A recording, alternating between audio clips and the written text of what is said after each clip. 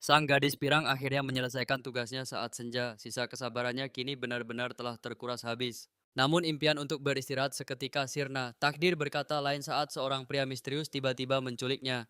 Ia terkurung dalam karung yang dipanggul pria itu. Tentu saja ia meronta-ronta berusaha melepaskan diri.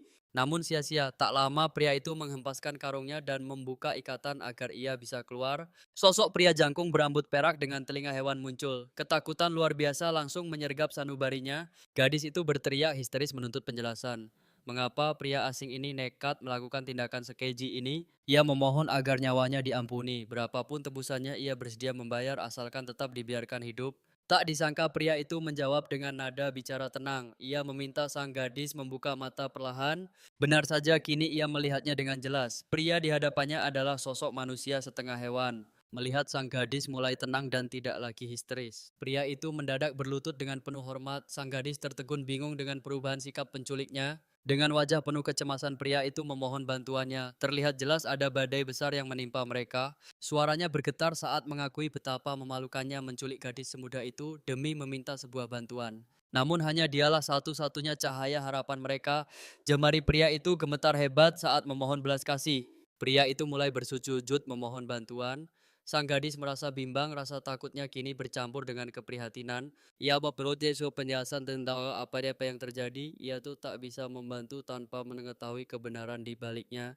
Pria itu berteriak pilu meminta pertolongan bagi anak-anaknya.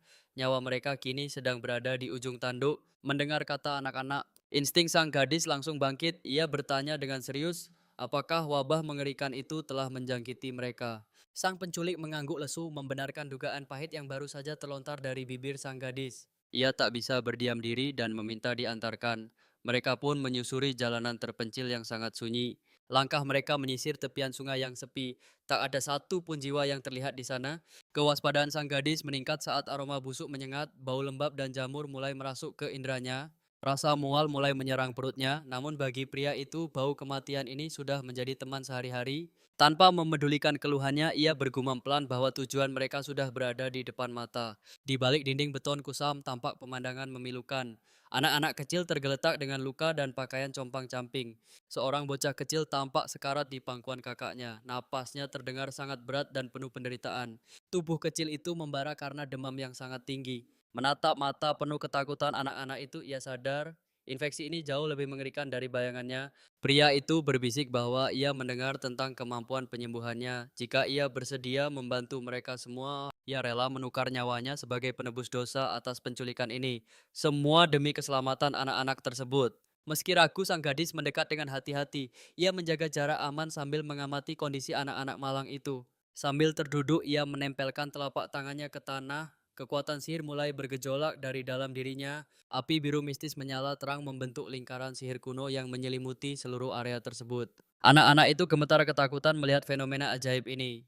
Namun mereka hanya bisa terpaku tanpa berani bergerak. Salah satu dari mereka nyaris melarikan diri karena panik. Beruntung sebuah suara dewasa langsung menenangkan mereka. Pria itu meyakinkan mereka bahwa gadis ini datang untuk menyembuhkan. Segalanya akan segera baik-baik saja. Ia tuh menjelaskan bahwa gadis ini berbeda dari manusia lain. Ia tidak memandang rendah kaum mereka. Mereka itu harus menyingkirkan rasa takut dan mulai mempercayainya. Itulah satu-satunya jalan keluar yaitu bagi mereka. Setelah lingkaran sihir sempurna, sang gadis menarik napas panjang. Saatnya keajaiban penyembuhan dimulai sekarang juga. Gelembung kuning keemasan mulai muncul dari tanah. Partikel cahaya itu perlahan mendekati tubuh kecil anak-anak itu. Cahaya itu hinggap di atas luka-luka mereka. Secara ajaib, semua luka tersebut menutup dan sembuh seketika. Usai ritual sihir itu, bocah yang tadinya sekarat kini tertidur lelap, napasnya kembali teratur dan tenang. Kekuatan sucinya bahkan mampu memurnikan udara basement yang kotor. Ini adalah sebuah mukjizat yang nyata. Setidaknya untuk sementara waktu mereka semua telah terlindungi dari ancaman infeksi mematikan yang menghantui. Melihat semuanya berakhir, baik pria basement itu berterima kasih dengan tulus. Ia merasa tak berdaya tanpa bantuan sang gadis. Shana menatap anak-anak itu dan berbisik bahwa mereka telah sembuh. Ia mendesak sang pria untuk segera membawa mereka pergi. Tangis haru pecah dari mata sang pria. Ia berjanji akan melindungi mereka dan tak akan melarikan diri sendirian. Sebab jika ia kabur, anak-anak malang yang telah diselamatkan ini pasti akan tertangkap dan dieksekusi mati. Mendengar hal itu hati Shana seketika mencelos. Ia tak menyangka orang tuanya sanggup bertindak sekejam itu. Namun sebelum kata terucap seutas tali tiba-tiba menjerat leher pria itu dengan kasar untuk melumpuhkannya. Segalanya terjadi secepat kilat. Sebuah tangan mendarat di bahu Shana dan saat menoleh sosok ayahnya telah berdiri di sana. Seketika pasukan pengawal bersenjata mengepung gang itu disusul sang ibu yang berlari dengan raut wajah penuh kecemasan. Sang ibu segera memeluk Shana memastikan putri tercintanya tidak terluka sedikit pun dalam insiden tersebut. Shana terpaku melihat kehadiran ibunya. Kebingungan menyelimuti benaknya atas situasi yang mendadak menjadi kacau ini. Saat itu juga pria basement itu mulai tercekik karena melawan.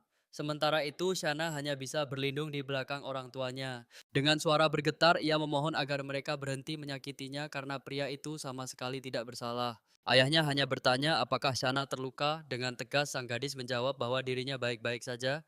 Pria itu tidak menyakitinya sedikit pun, jadi Shana memohon dengan sangat agar nyawanya diampuni apapun yang terjadi. Ia bersaksi bahwa pria itu tak bersalah. Pengakuan tulus dari Shana ini membuat ayahnya tertegun tak percaya. Shana menjelaskan bahwa penculikan itu hanyalah cara terakhir sang pria demi menyelamatkan nyawa anak-anak malang tersebut. Pria itu bahkan meminta maaf dan berkata tanpa bantuan Shana, anak-anak ini pasti sudah tewas mengenaskan. Shana memohon agar orang tuanya mengampuni pria itu. Baginya kesalahan itu dilakukan demi sebuah tujuan yang mulia. Sang ibu terhenyak mendengar permintaan putrinya lalu menghela napas panjang dengan penuh pertimbangan yang berat. Akhirnya sang ibu luluh.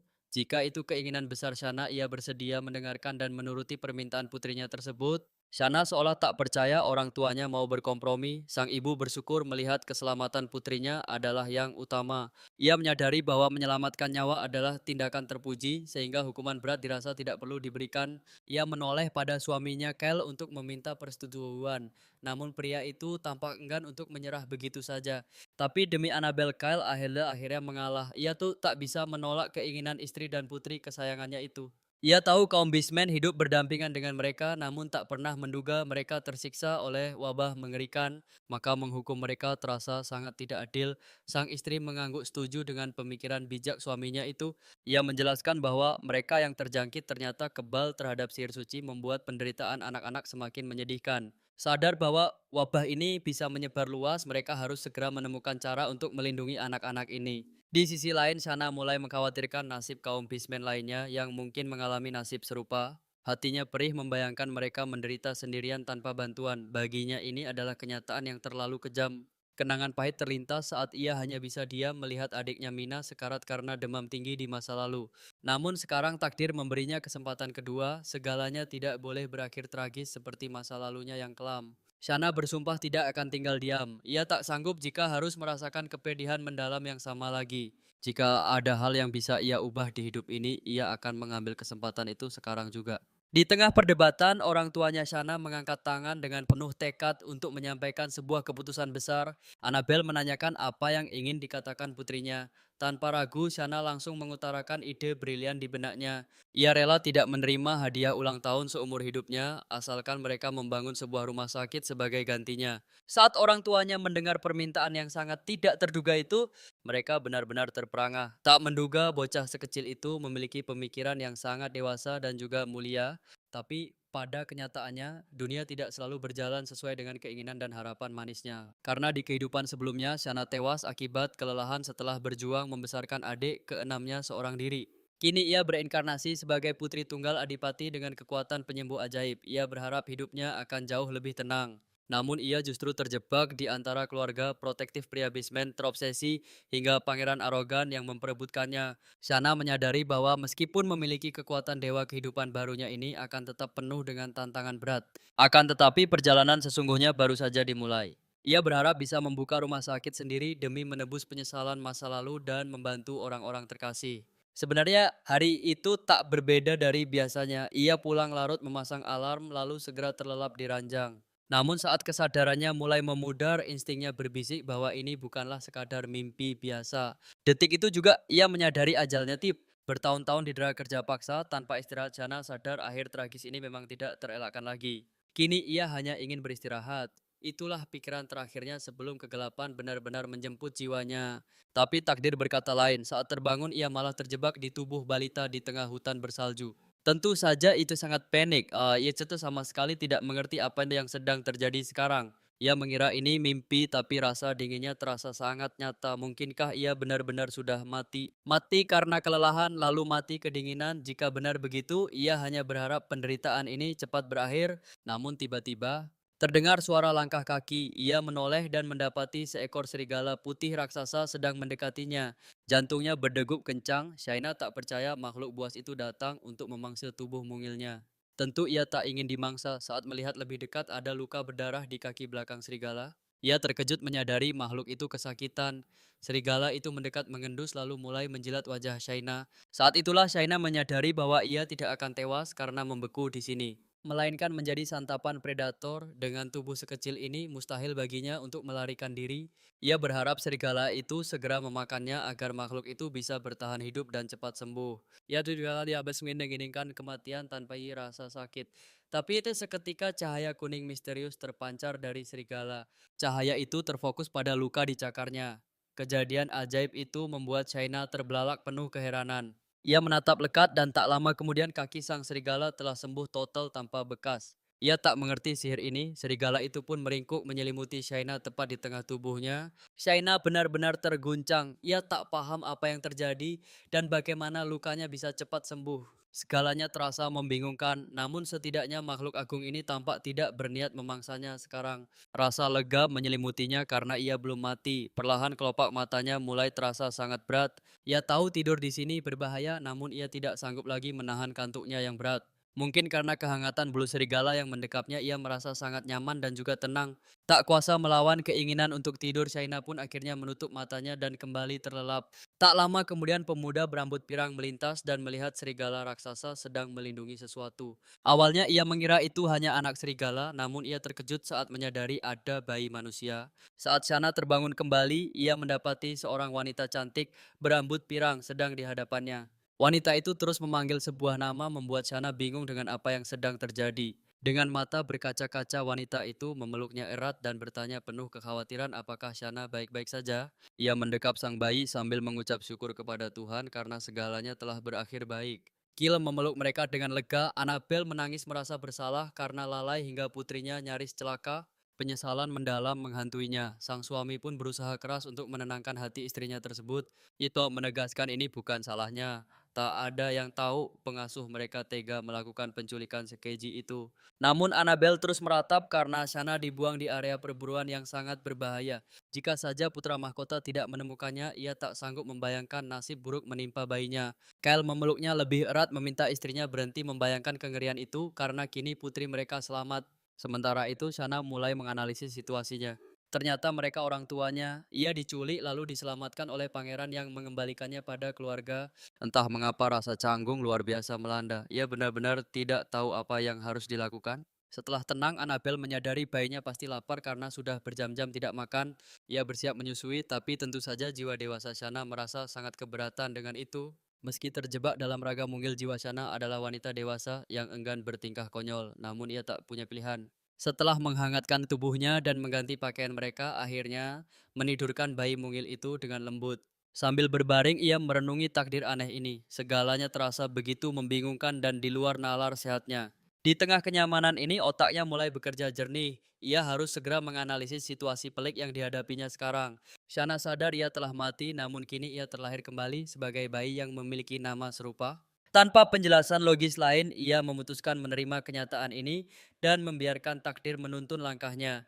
Prioritasnya adalah mencari tahu di mana ia berada, karena merasa gerah ia mencoba menyingkap selimut yang membungkusnya. Sial, ia gagal total, kakinya terlalu pendek hingga ia hanya bisa meronta dan berteriak dalam ayunan bayi. Terjebak dalam tubuh bayi Chisana malah mengeluarkan suara aneh yang terdengar sangat tidak alami baginya. Tiba-tiba pintu terbuka menampakkan sosok anak laki-laki berambut pirang yang menatap ke arahnya dengan rasa penasaran. Shana bertanya-tanya siapa dia, namun ia bahkan tak bisa duduk. Ternyata bocah itu adalah sang putra mahkota. Ia mendekat menatap ke dalam ayunan lalu tersenyum seraya menjuluki Shana si pembuat onar karena belum juga terlelap. Padahal Shana sudah ditidurkan sejak tadi. Melihat selimutnya tersingkap, sang pangeran pun tampak merasa sangat keberatan. Tubuh mungil itu harus tetap hangat setelah sebelumnya sempat menderita di tengah cuaca yang membeku. Shana langsung melayangkan protes membuat sang putra mahkota mengira bahwa bayi itu tidak menyukai kehadirannya. Dengan ramah ia berbisik bahwa ia merahasiakan soal serigala itu karena jika ketahuan istana pasti akan sangat gempar. Shana tersentak sadar bocah kecil inilah sosok pahlawan yang telah menyelamatkan dan membawanya ke tempat megah ini. Sejak saat itu ia mulai mengamati sosok sang pangeran muda dengan penuh rasa ingin tahu. Tiba-tiba pangeran bertanya hal aneh. Ia menemukan serigala yang terluka parah namun mendadak sembuh tanpa bekas luka sedikit pun. Kabarnya hanya pendeta agung yang memiliki sihir penyembuh legendaris itu pun sangat mustahil ditemukan di tempat seperti itu. Karena hanya ada bayi itu di sana, kejadian ajaib tersebut menjadi misteri besar yang terus mengusik pikirannya. Pangeran menatapnya penuh selidik, mungkinkah bayi ini pelakunya Shana hanya bisa menghela napas panjang karena tidak mengerti. Sihir penyembuh fakta itu benar-benar membuatnya kesal karena ia sendiri tidak memahami kekuatan apa yang ia miliki. Agar pangeran cerewet itu segera pergi, Shana memutuskan untuk menunjukkan sikap dingin dan tidak tertarik sama sekali. Ia pun membalikkan badannya dan mulai menangis kencang berpura-pura menjadi bayi rewel yang sedang tidak nyaman. Namun sang putra mahkota langsung menyadari sandiwaranya. Ia tahu Shana mengerti setiap kata yang keluar dari mulutnya. Kali ini ia memaafkan ketidaksopanan Shana karena ia telah memilih bayi itu sebagai subjek ketertarikan pribadinya. Shana benar-benar terkejut, ia tidak percaya bocah sombong itu menganggap dirinya seolah-olah hanyalah sebuah barang koleksi. Meski nyawanya telah diselamatkan, Shana merasa sang pangeran tidak memiliki hak untuk bicara merendahkannya seperti itu. Sang pangeran menghela napas, tadinya aku ingin membesarkanmu sendiri, tapi orang tuamu ternyata sudah datang menjemput. Setidaknya ia merasa lega karena Shana kini aman. Baginya kenyataan itu saja sudah cukup menenangkan hatinya. Mendengar hal itu, Shana terpaku. Ternyata bukan pangeran yang membawanya pulang, melainkan orang tua aslinya yang datang. Sebelum melangkah pergi, bocah itu memperkenalkan dirinya dan meminta Shana mengingat namanya, yaitu Raven. Waktu berlalu, Shana akhirnya menyadari bahwa ia terlahir sebagai putri tunggal kesayangan di kediaman mewah sang Duke. Walau menyandang status bangsawan tinggi, keseharian sebagai bayi yang baru lahir terasa sangat monoton dan membosankan. Satu-satunya hiburan adalah gumpalan cahaya yang muncul saat ia menggerakkan tangannya menemaninya di kala sepi. Bermain dengan cahaya itu rasanya seperti membentuk tanah liat menjadi momen paling ajaib dalam keseharian bayinya. Ia sangat menikmatinya. Begitu bangun dari tidur siang, ia pun menantikan kedatangan kedua orang tuanya dengan antusias. Tak biasanya mereka terlambat, namun tak lama kemudian pintu terbuka lebar dan Annabel berlari masuk dengan tergesa. Sang ibu langsung menghampiri ayunan mungil itu mengangkat putri kecilnya, lalu memeluknya dengan penuh kasih sayang. Kel menyusul di belakang mengaku sangat merindukan putrinya meski mereka baru berpisah selama beberapa jam saja. Saat sang ibu mendekat, Kel pun bertanya dengan lembut apakah putri tercinta mereka sudah tidur dengan nyenyak. Shana menyahut dengan ocehan bayi yang menggemaskan, namun tiba-tiba Annabel terbatuk kecil hingga mengganggu suasana. Wajah Kel seketika berubah tegang dan sangat khawatir melihat kondisi sang istri yang tampak kurang sehat. Ia segera mengusap kepala istrinya dan memegang bahunya memintanya untuk tidak terlalu memaksakan diri agar tidak jatuh sakit. Shana tersadar bahwa kesehatan ibunda tercintanya mulai merosot tajam setelah peristiwa penculikan itu. Ia tak sudi kehilangan orang tersayang apalagi sang ibu untuk kedua kalinya. Demi mengubah takdir kelam masa lalunya, rahasia sihir itu pun terpaksa ia ungkapkan. Saat jemari kecilnya menyentuh Annabel, sebuah energi asing mulai mengalir deras keluar. Cahaya kemilau seketika menyelimuti tubuh sang ibu, memancarkan aura keajaiban yang sangat murni. Spektakel terpaku tak sanggup mencerna pemandangan mustahil yang terjadi di depan matanya. Rasa sakit Annabel sirna membuat Kel bertanya ragu apakah Shaina benar menggunakan sihir penyembuhan. Sang ibu membenarkan hal itu pada putrinya sebelum Shaina jatuh pingsan karena kelelahan. Sementara Annabel mendesak Kyle segera memanggil para pendeta dan penyihir terhebat untuk menangani situasi ini. Kyle bergegas pergi sementara sang ibu memastikan kondisi belahan jiwanya baik-baik saja. Ia terharu melihat pengorbanan Shaina meski sang balita tampak bahagia melihat ibunya pulih. Gadis kecil itu tak mengerti apa yang sebenarnya telah terjadi. Rasa kantuk yang hebat menyerang hingga akhirnya Shaina terlelap dalam tidur yang sangat panjang. Kedatangan pendeta kuil membuat Shana terbangun mempertanyakan keaslian sihir penyembuhan yang ia miliki. Tentu saja sang duga murka karena merasa pendeta itu telah meragukan kebenaran ucapannya.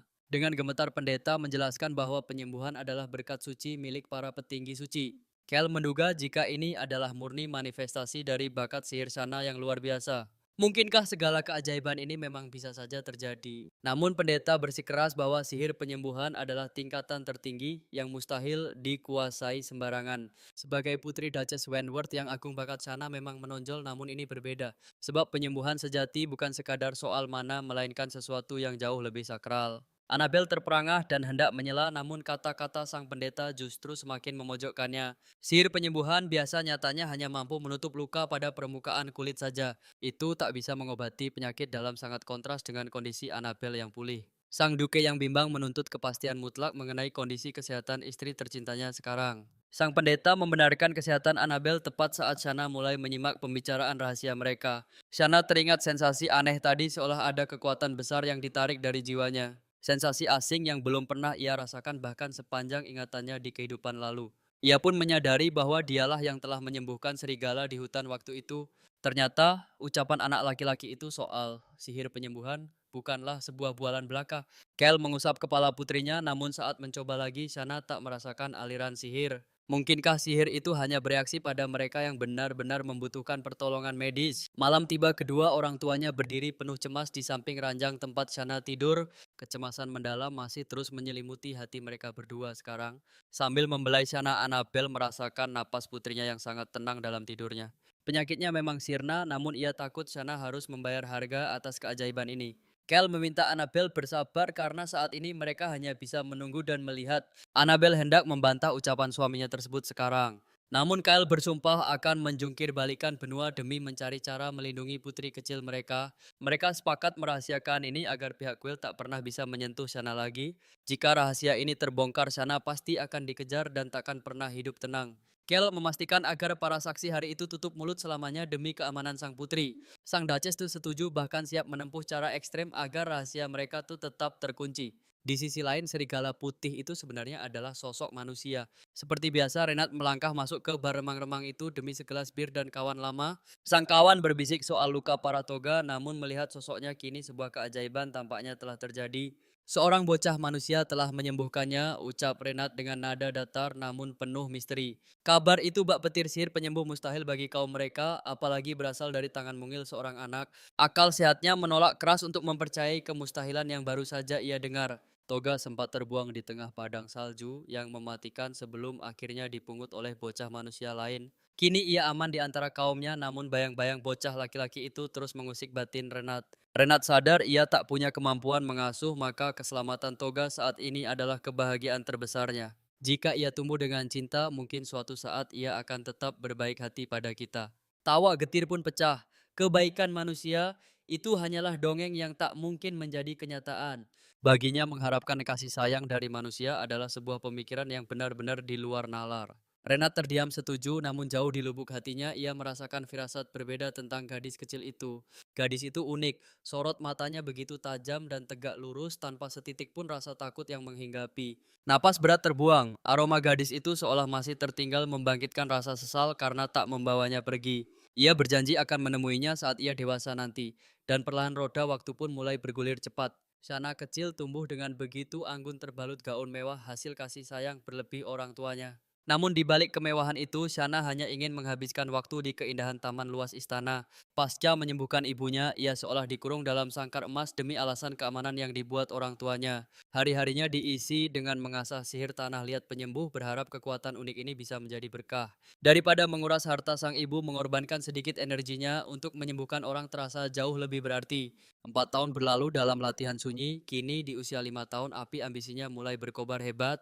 Kebosanan itu telah mencapai puncaknya. Shana ingin dunia luar menjadi saksi atas kehebatan kekuatannya sendiri. Di saat pengasuhnya lengah, sebelum jam pelajaran dimulai, Shana memutuskan untuk melarikan diri dari istana. Sang pengasuh panik mencarinya, namun Shana telah melangkah sangat jauh keluar dari jangkauan mata mereka.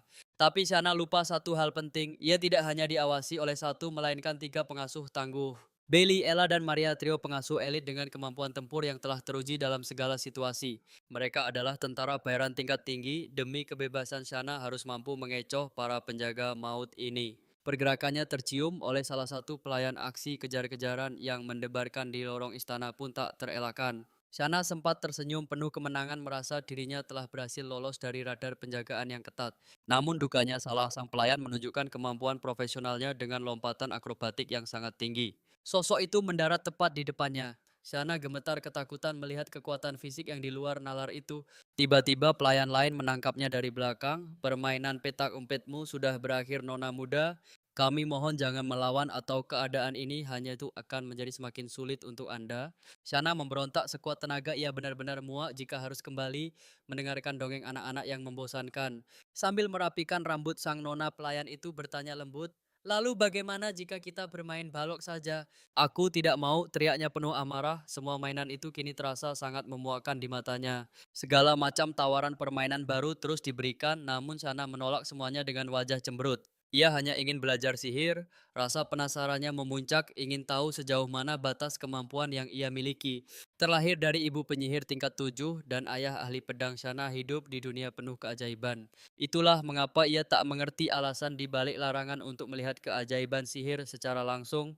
Rasa kecewa itu membuncah hingga sang pelayan menyarankan Shana untuk meminta izin langsung kepada sang Duke. Sang Duke dikenal sangat memanjakan putrinya, ia takkan pernah sanggup menolak permintaan kecil dari Shana. Shana tertegun mendengarnya, bahkan sang Duchess pun diyakini akan luluh jika Shana yang memohon padanya. Nona hanya perlu merayu sedikit dan berkata ingin melihat sihir, bisik para pelayan itu sambil terkekeh. Shana terdiam dan mulai berpikir, meski begitu ia tetap pada pendiriannya untuk tidak melakukan cara itu. Jiwa dewasanya meronta, ia sungguh tak paham kenapa harus memakai cara kekanak-kanakan seperti ini. Namun karena terdesak, ia akhirnya bertanya pada pelayan tentang di mana keberadaan ayahnya sekarang. Pelayan itu memberitahu bahwa sang Duk kemungkinan besar sedang sibuk di dalam ruang kerjanya. Saat Shauna hendak pergi, seorang kepala pelayan menghentikannya dan bersikeras ingin terus mengawal keselamatannya. Tentu saja si penolak keras dan menegaskan bahwa ia ingin pergi sendiri tanpa gangguan. Meski merasa sangat keberatan, para pelayan itu akhirnya mengalah dengan helaan napas yang panjang. Namun ada satu syarat, ia harus memakai sepatu berisi yang selalu mengeluarkan bunyi nyaring. Baginya ini sangat memalukan, tapi mereka tetap takkan membiarkannya pergi tanpa sepatu konyol itu. Tanpa pilihan lain, ia pun menurut meski heran kenapa benda sebising itu bisa diciptakan. Akhirnya ia tiba di depan ruang kerja sang ayah. Ayah, apa aku boleh mengganggu waktumu sebentar? Saat melihat putrinya, Kel langsung tersenyum hangat meski sedikit terkejut karena biasanya putri kecilnya itu jarang berkunjung. Gadis itu segera berlari memeluknya erat mengaku bahwa ia hanya sedang sangat merindukan sang ayah. Tapi Kyle tahu ada maksud lain. Katakan padaku apa sebenarnya yang kau inginkan dariku. Ia pun terperanjat. Bagaimana ayah bisa langsung menebak kalau aku datang karena ada urusan? Mudah saja, jawabnya sambil tertawa. Sekarang bicaralah apa yang sebenarnya diinginkan oleh putri kesayanganku. Shana pun mengumpulkan keberaniannya. Dengan senyum lebar ia berkata, ayah aku ingin belajar sihir.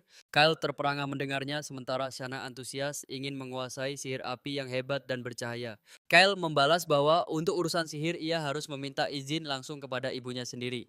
Tapi Shana langsung lesu karena yakin ibunya yang sangat protektif itu pasti akan melarangnya. Itu karena dia sangat mencintaimu, jelas Kyle. Namun Shaina tetap teguh pada pendiriannya semula. Kata Maria, ibu adalah penyihir hebat. Aku ingin melihat seberapa luar biasa kehebatan sihir ibu. Tiba-tiba Kyle menoleh ke sudut ruangan. Annabel, kurasa sudah saatnya kau keluar dari persembunyian. Shana tersentak kaget. Ia tak menyangka jika sedari tadi ibunya sudah berada di dalam sana. Sang ibu tampak merajuk, sungguh tidak adil. Kenapa kau malah merayu ayahmu dibanding bertanya padaku? Annabel merasa dikhianati, tapi Shana membela diri bahwa berbicara dengan ayahnya terasa jauh lebih mudah. Ia yakin ibunya takkan setuju, itulah sebabnya ia mencoba peruntungan lewat ayahnya terlebih dahulu. Annabel mendekat lalu bertanya dengan serius, apa kau benar-benar tertarik untuk mempelajari dunia sihir? Gadis itu mengangguk mantap dan memohon agar ibunya mau menunjukkan sedikit keajaiban sihir padanya. Snap Annabel menjentikkan jari hingga muncul percikan cahaya. Baiklah, ibu rasa ibu tidak punya pilihan. Ia membuka telapak tangannya dan seketika itu juga terpancar semburat cahaya api yang sangat terang. Shana terpaku takjub melihatnya. Ia bertepuk tangan riang dan memohon untuk melihat keajaiban yang lainnya. Ia sangat menyukai pemandangan itu dan semakin berhasrat untuk bisa segera menggunakan kekuatan sihir. Annabel menghela napas berat sambil meminta maaf karena sayangnya sang putri tidak bisa mempelajarinya. Shana kecewa berat. Ibunya menjelaskan bahwa untuk menggunakan sihir seseorang membutuhkan energi bernama mana. Sebenarnya Shana memiliki mana yang mengalir di dalam tubuh mungilnya itu. Namun jumlahnya terlalu sedikit untuk diolah. Shana pun membantah dengan wajah yang penuh ketidakpuasan. Pasti Jabas ada jalan. Aku yakin ki aku tetap bisa ditilaikannya jika aku terus mencoba. Annabel kembali meminta maaf. Meski ingin memberikan segalanya, hal ini memang benar-benar mustahil untuk dilakukan. Tapi ada satu cara. Jika ia belajar keras, ia mungkin hanya mampu menciptakan api kecil. Shaina merasa sedikit lega. Lalu berapa lama waktu yang aku butuhkan untuk mempelajari hal itu? Annabel terdiam sejenak. Jika kau berusaha maksimal mungkin kau akan berhasil dalam 10 tahun. Shana ternganga mendengar jawaban itu. 10 tahun terasa sangat lama hingga membuatnya merasa putus asa. Air matanya pun tumpah seketika. Kyle segera memeluk dan menenangkannya, namun tangisannya semakin menjadi-jadi. Annabel mengusap lembut pipinya. Shana, apa kau sesedih itu karena tak bisa menggunakan kekuatan sihir? Saat sang putri mengangguk setuju, wanita itu segera memohon maaf. Meski merasa bersalah, ia tak bisa berbuat banyak dan menawarkan makanan lezat atau dongeng. Namun gadis kecil itu tetap teguh pada pendiriannya. Ia bersikeras ingin mendapatkan apa yang telah ia minta sejak awal.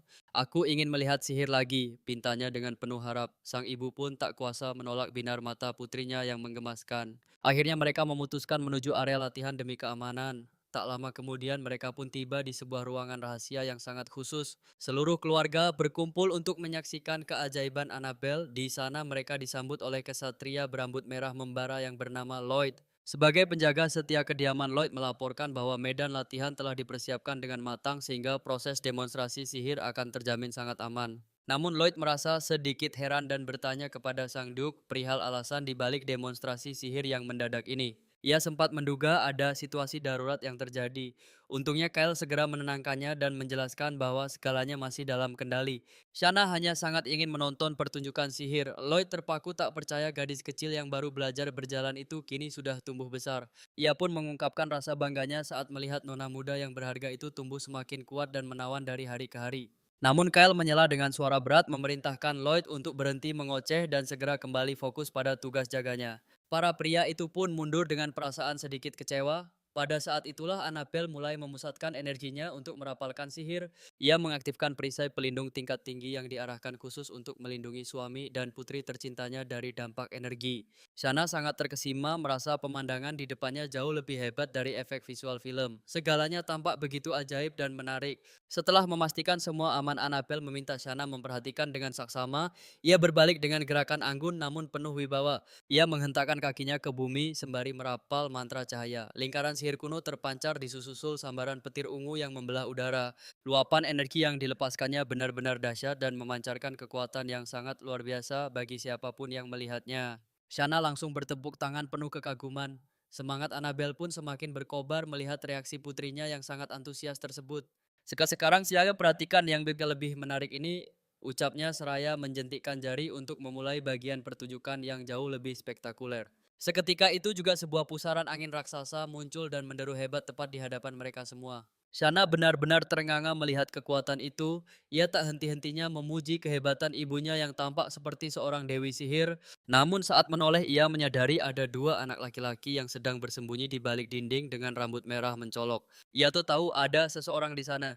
Padahal menembus penjagaan ketat area latihan rahasia ini bukanlah perkara yang mudah bagi siapapun.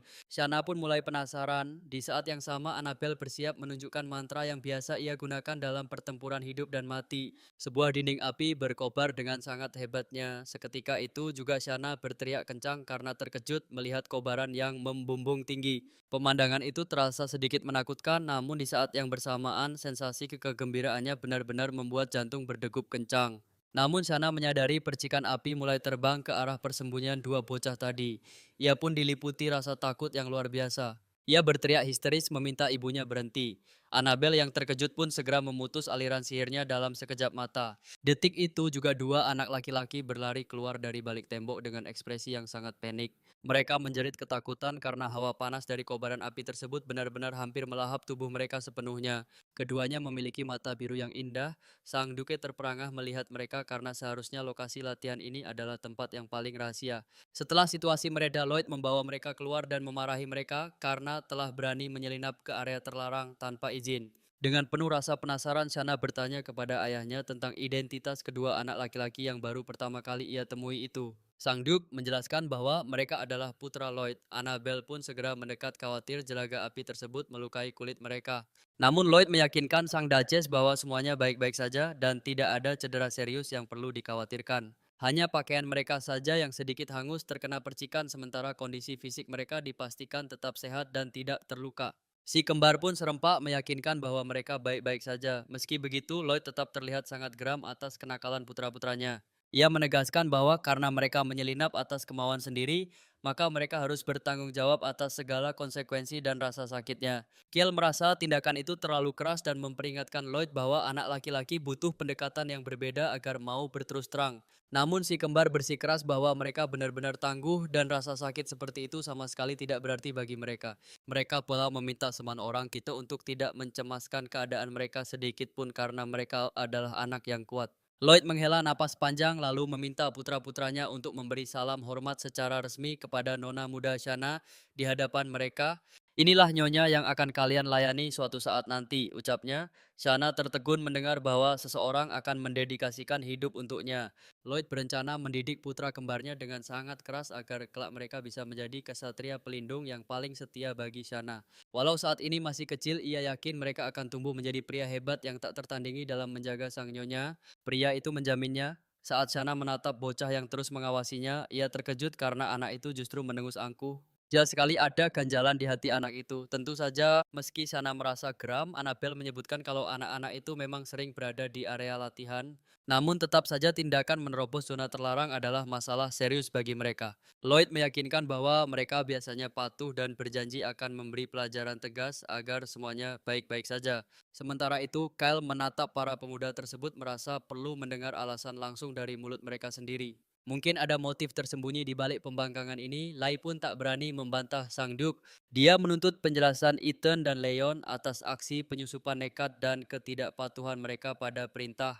Setelah berdiskusi singkat, para bocah itu mengaku hanya didorong oleh rasa penasaran yang luar biasa.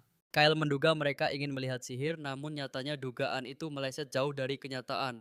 Alasan sebenarnya adalah keinginan mereka untuk bertemu Lady Shaina secara langsung hari ini. Sang ayah selalu berkata mereka akan menjadi ksatria setianya, namun mereka belum pernah melihat wajahnya di kediaman. Mereka nekat datang demi memastikan siapa sosok yang harus mereka layani seumur hidup dengan tangan sendiri. Baginya mengabdi tanpa mengenal adalah sebuah kesalahan besar yang tidak bisa diterima. Sang adik menimpali bahwa ayah mereka selalu menuntut kekuatan besar demi melindungi Lady Shaina setiap saat. Namun bagaimana bisa berjuang untuk orang asing? Kyle pun bertanya apa rencana mereka setelah pertemuan ini. Sambil menyentuh dada mereka ingin menilai sendiri apakah Shaina layak mendapatkan kesetiaan yang mereka miliki. Mendengar itu Shana segera meminta ayahnya untuk segera menurunkannya ke tanah detik itu juga. Dan sang ayah pun langsung mengabulkan permintaan putri kecilnya tanpa banyak bertanya. Sialnya sepatu Shana justru berderit lucu menghancurkan aura serius yang coba ia bangun di depan mereka. Meski malu, ia tetap melangkah maju dan memperkenalkan dirinya dengan penuh wibawa sebagai seorang lady. Ethan dan Leon mengaku sudah tahu, namun Shana tetap meminta mereka memperkenalkan diri balik dengan sopan. Satu persatu para pemuda itu akhirnya menyebutkan nama mereka dengan nada yang cukup kaku. Shana menegaskan bahwa dia tidak suka jika ada orang yang melayaninya karena terpaksa atau tanpa keinginan. Terkejut mereka bertanya maksudnya, Shana menjawab tegas jika tidak mau melayaninya maka tidak perlu dilakukan. Shana menekankan bahwa perintah ayah mereka sama sekali tidak penting jika hati mereka menolak, kebebasan ada di tangan mereka sendiri. Para pemuda itu terpaku tak menyangka akan mendengar kalimat tersebut. Mereka hanya bisa terdiam membisu sambil menatap Shana dengan tatapan penuh keterkejutan yang mendalam. Shana menambahkan bahwa dia tak sudi bekerja sama dengan orang yang tidak menyukainya sejak awal pertemuan. Dengan nada protes, Leon berseru tentang masa depan cerah yang seharusnya menanti mereka sebagai ksatria. Dia memperingatkan Shana akan penyesalan, namun Shana membalas bahwa hidupnya adalah pilihannya sendiri yang mutlak. Apalagi selama ada orang tuanya yang selalu siap melindungi dan menyayanginya setiap saat. Dia tidak butuh ksatria setengah hati. Shana menggenggam tangan mereka meminta mereka tak mengulangi perjalanan sia-sia. Dia ingin mereka hidup sesuai keinginan sendiri. Detik itu juga keajaiban sihir Shana mulai berpendar terang. Luka-luka mereka sembuh seketika membuat para bocah itu terbelalak tak percaya melihat kekuatan suci tersebut. Annabel cemas karena kekuatan Shana terbongkar, tapi Shana menenangkannya dengan senyum yang sangat lembut. Tiba-tiba para pemuda itu bertanya dengan suara gemetar apakah mereka benar-benar tidak dibutuhkan lagi. Bahkan salah satu dari mereka mulai terisak merasa sangat terpukul oleh penolakan halus dari sang lady. Shana sadar ada kesalahpahaman dan menjelaskan bahwa dia hanya tak ingin memaksa kehendak pada mereka. Bocah itu berteriak lantang mempertanyakan siapa yang berani bilang kalau mereka tidak ingin mengabdi padanya. Shana kebingungan, bukankah tadi mereka bilang ingin menilai kelayakannya sebelum memutuskan untuk menjadi kesatria. Sang kakak pun setuju mengklarifikasi bahwa mereka tidak pernah mengatakan kalau mereka membenci sang lady. Rasa ingin tahu tuh mereka bukan berarti kebencian atau penolakan total untuk menjadi pelindung setianya kelak. Gadis itu terdiam kaget. Sikap dingin mereka di awal benar-benar membuatnya salah paham akan niat mereka. Karena situasi menjadi semakin canggung dan membingungkan, Sana memutuskan untuk tidak memperpanjang perdebatan ini lagi. Desahan napas berat lolos dari bibirnya. Shaina menegaskan bahwa mereka tak perlu melindunginya karena ia bukanlah kristal. Ia tak ingin mereka terluka di tempat ini demi dirinya, namun kata-katanya dianggap angin lalu. Gadis itu tersenyum tipis dan berkata bahwa ia merasa tersinggung, jadi semua ini jelas bukan sekadar omong kosong. Ia juga meminta agar mereka tidak memendam perasaan benci sendirian dalam keadaan apapun. Shaina menyarankan agar mereka mau berbagi cerita karena ia tahu betapa sulitnya masa-masa yang mereka lalui selama ini. Namun salah satu dari mereka langsung bersikap waspada dan bertanya, siapa yang berani mengatakan kalau mereka membencinya karena mereka tak pernah merasa terpaksa? Ethan tiba-tiba terpikir, mungkinkah ini cara Shaina untuk menunjukkan bahwa sebenarnya dialah yang membenci mereka. Shaina benar-benar tidak mengerti ketegangan yang terjadi. Ia menjelaskan bahwa mereka baru saja bertemu hari itu. Baginya mustahil bagi seseorang jin untuk bisa menyukai atau membenci orang lain dalam pertemuan sesingkat itu.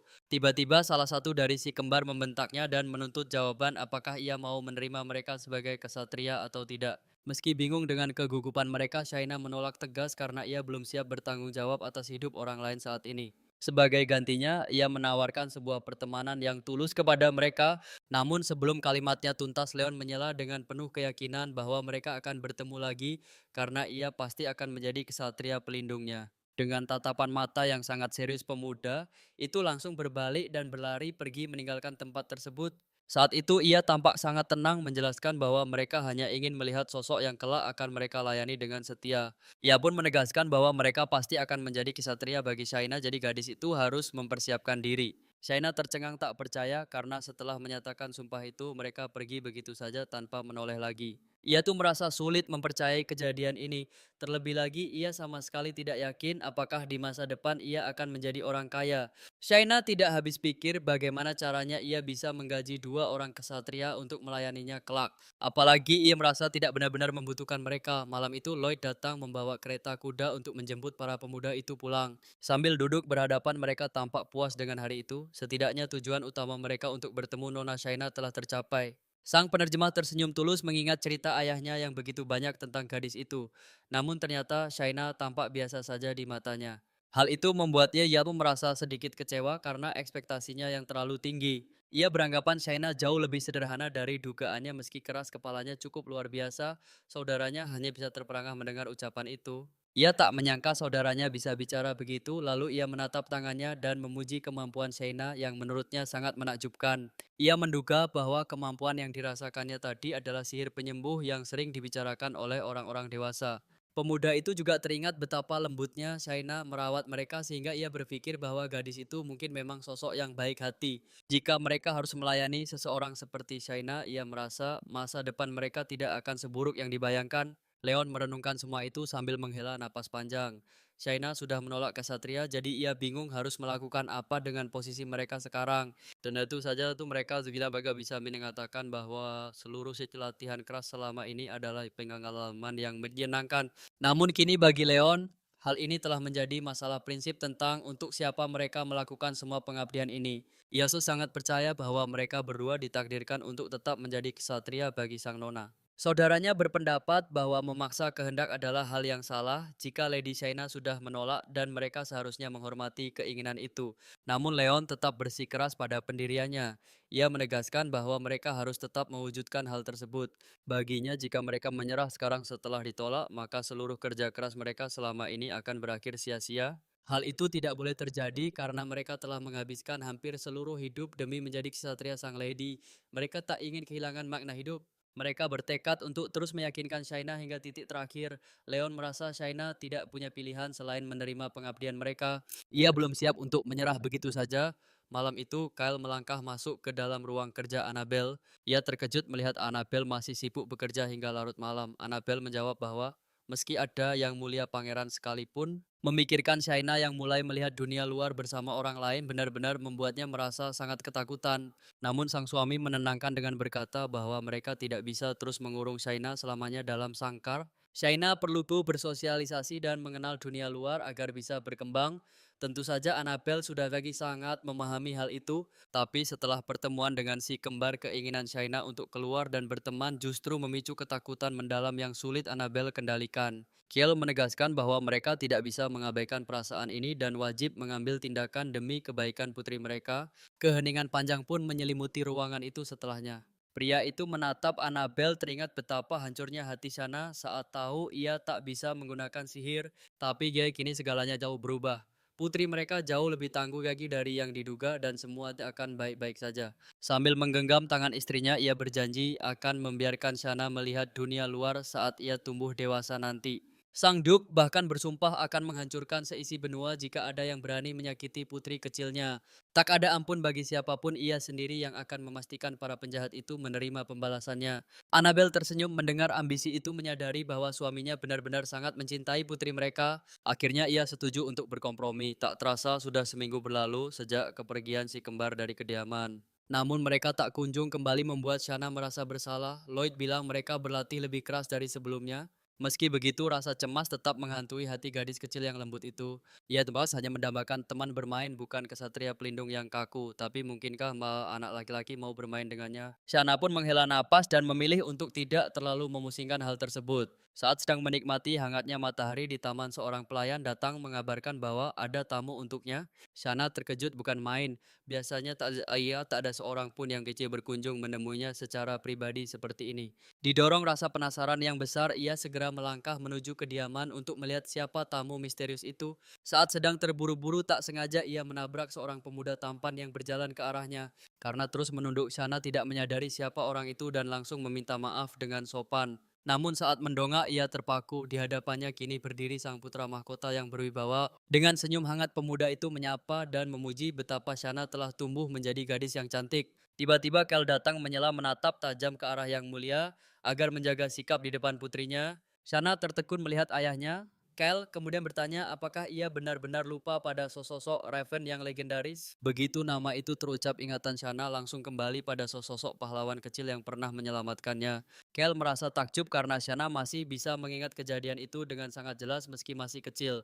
Raven segera meminta Sang Duk pergi agar ia bisa bermain dengan Shana tanpa gangguan siapapun. Baginya kehadiran orang dewasa hanya akan merusak suasana pertemuan mereka yang sangat berharga ini. Tatapan Raven kemudian beralih pada para ksatria dan pelayan memberi isyarat agar mereka juga menyingkir. Yesol ingin menghabiskan waktu untuk berdua saja dengan Shana setelah sekian lama mereka tidak bertemu.